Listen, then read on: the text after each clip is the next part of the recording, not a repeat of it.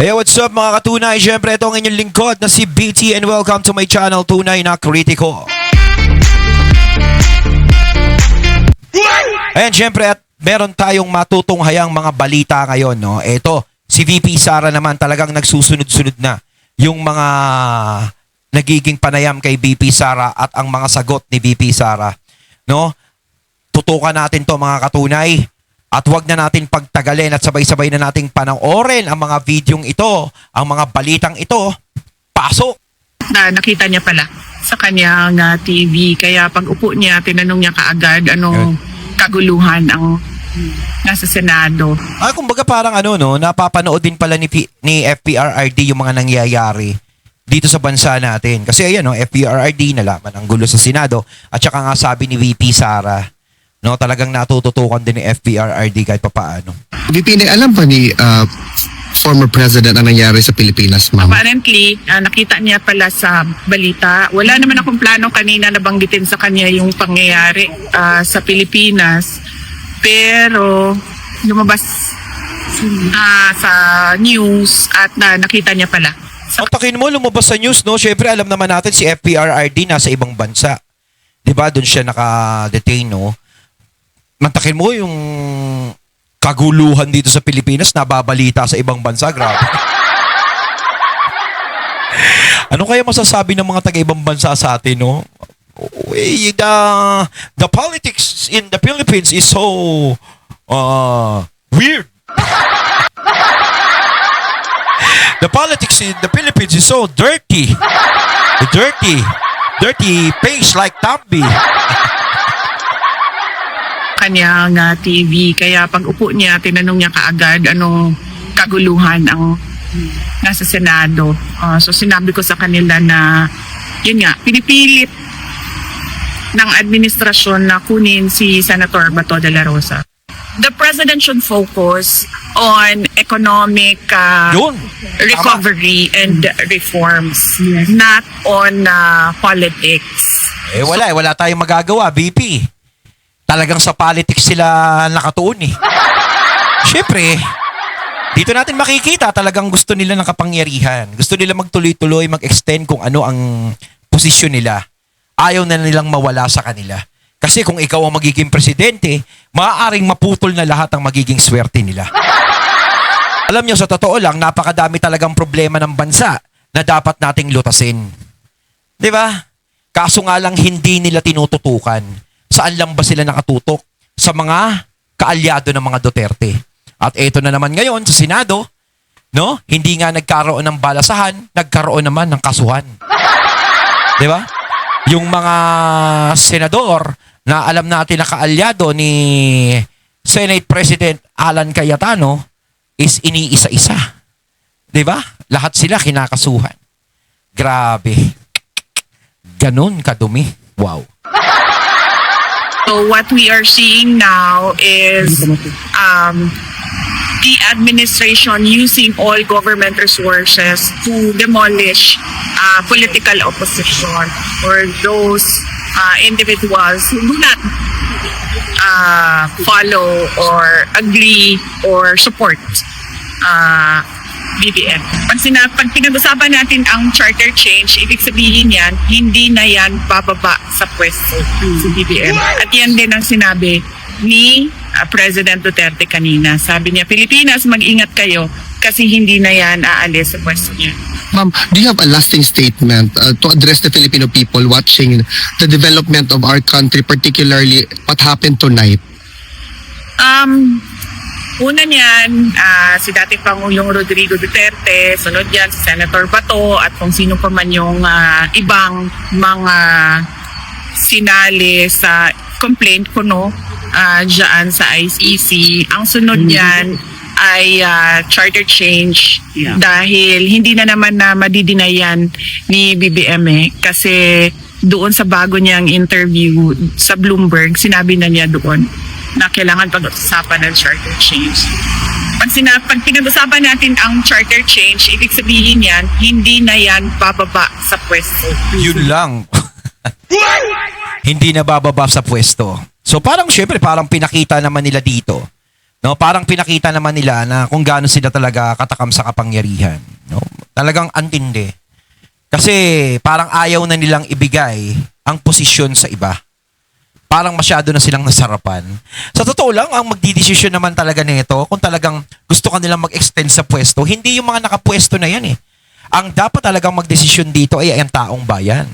Ang taong bayan kasi, no, kami ang nakakaramdam at naaapektuhan kapag merong maling ginagawa at hindi magandang ginagawa ang namumuno.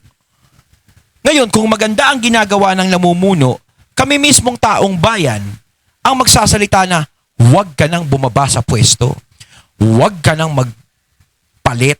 Diyan ka na lang. Pero kung sila-sila lang ang nagdidesisyon, di ba? Parang napakapangit naman nun. Ibig sabihin, kung ayaw naming taong bayan doon sa namumuno na yun, at gusto nila magkaroon ng charter change na yan, no, para hindi mapalitan ang namumuno, ibig sabihin talagang wala kaming karapatan, magiging kawawa na lang kami. Ang desisyon naming mga taong bayan ay parang basura na lang. Wala na kaming karapatang magsalita, wala na kaming karapatang mamili. Samantalang kami ang siyang naaapektuhan. Hindi naman yata tama yun. Diba? Kasi parang ang kapal naman ng mukha kung talagang magkakaroon ng mga ganun. Na kung ikaw ayaw mo talagang bumaba ng pwesto.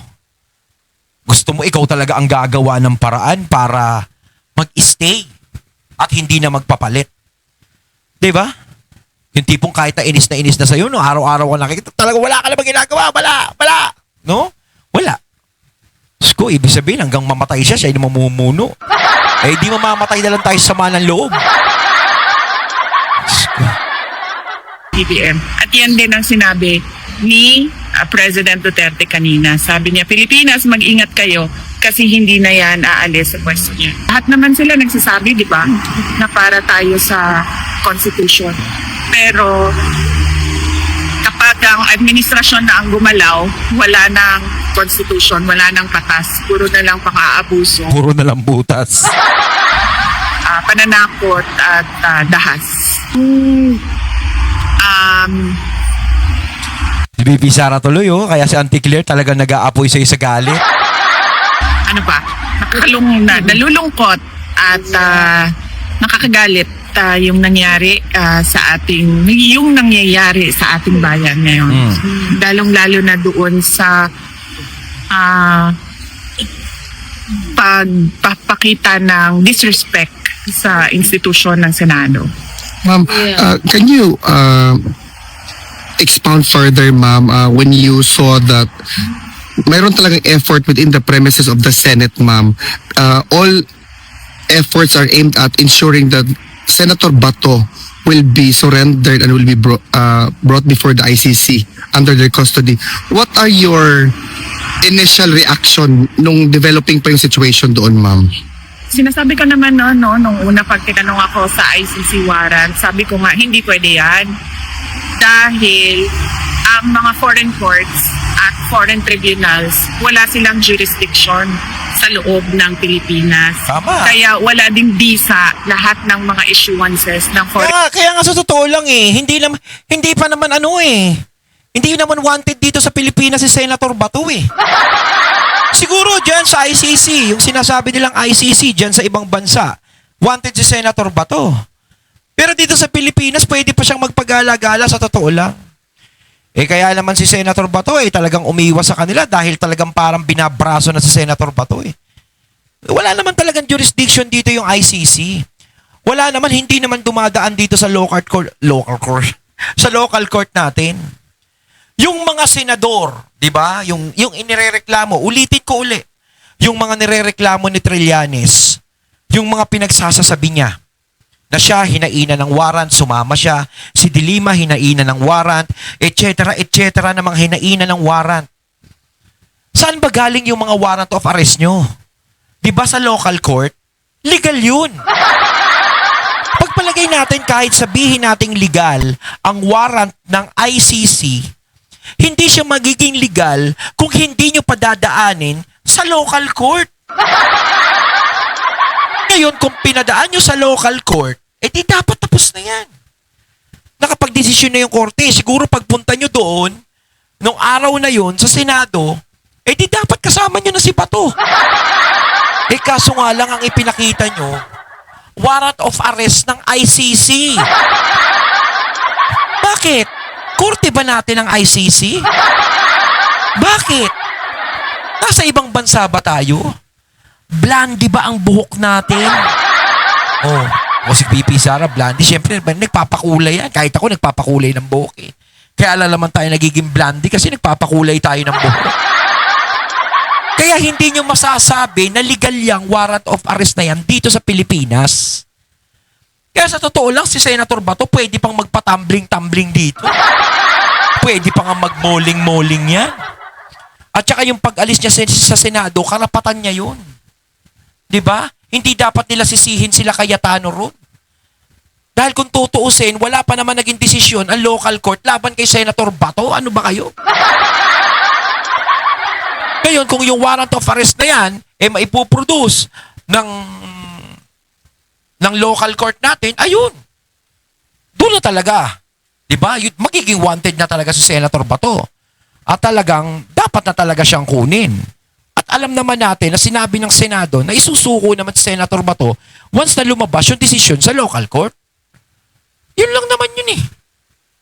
Courts at foreign tribunals sa Pilipinas, maliban na lang kung ipasok yan sa loob ng local courts at yung local courts ang mag-issue ng kanyang sariling Philippine order base doon sa mapag-usapan sa kaso.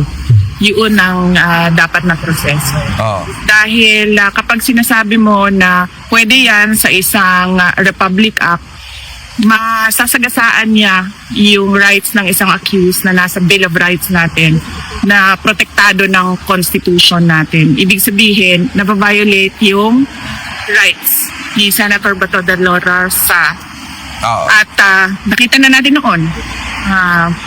Kaya nga, di ba, nung nangyari yung pagkidnap kay dating Pangulong Rodrigo Duterte, sa paningin ng buong mundo, ang tawag nila doon ay extraordinary rendition. Hindi yon surrender. Kasi sa pilitan mong kinuha yung isang tao sa bayan niya. At mantakin mo, warrant of arrest pa nga kay Tatay Digong, binabasa pa sa cellphone eh. Hindi naman dumaan sa local court natin eh, yung ginawang pag-aresto kay Tatay Digong. Yung warrant na yun, illegal din yun. Mo sa ibang kasi ang gusto nilang mangyari, maulit-uli yung kay Tatay Digong. Pag nasanay sila ng ganyan na hindi na pinapadaan sa local court natin, wala na, gagawin na nila palagi yan. Kapag hindi pinapalagan yan. Diba? Dapat pa ba nating payagan ang nangyari kay Tatay Digong maulit? Siyempre hindi na. Diba? Mawiwili lang yung mga yan. Siyempre magsisiga-siga, maghahari-harian na yan. O sino ba magiging kawawa? Tayo din naman. Bayan. Kaya yun yung opinion at paningin ng buong mundo sa nangyari noon. Ganyan din yung sinusubukan nilang gawin ngayon. Parang binabastos nila talaga yung hukuman natin, yung korte dito sa Pilipinas. Parang ginagawa din ng basura, binabaliwala. Di ba? Kay Senator Bato de la Rosa. At hindi nga yan. Hindi siya pwede.